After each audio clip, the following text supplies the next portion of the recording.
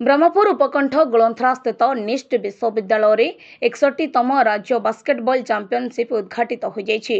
मुख्य अतिथि भावे Brahmapur SP doctor श्रवणा विवेक M योगदान करी चैंपियनशिप को उद्घाटन करथिले।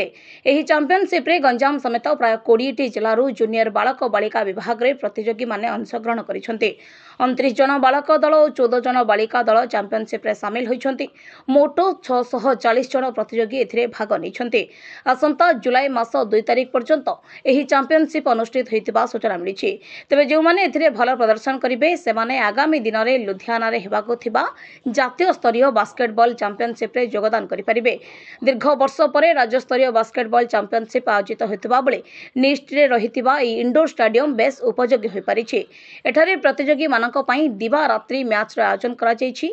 समस्त प्रतियोगी मानक निमंते आनुषंगिक सुविधा निष्ट पक्षरु प्रदान करा जाइछि।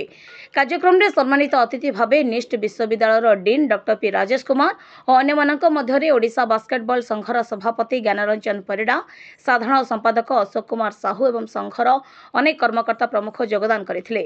Mona doctor Pritiranjan Sahu associate dean student welfare अछि।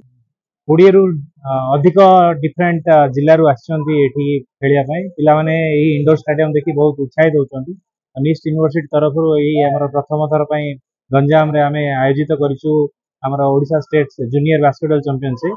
आ बहुत स्टूडेंट मानन सहित मो मिसिदिली से माने बहुत खुशी अछंती या देखि।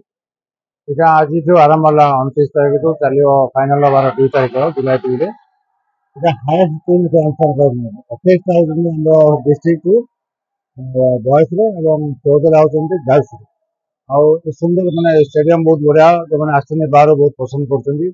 गार्डियन धरी खाओ चलिवो हमर टीम जीवो अथरा नेशनल लुधियाना रोटी नेशनल चैंपियनशिप आ 14 वर्ष 15 वर्ष परे गंजाम रहला बास्केटबॉल इनके डिस्ट्रिक्ट टूर्नामेंट आ जैसे के सुविधा नथला निस्ट अथॉरिटी हम बहुत साहाय्य कले ताको ऑर्डर इटा आइछि और समान हमको प्रति क्षेत्र साहाय्य करछिन।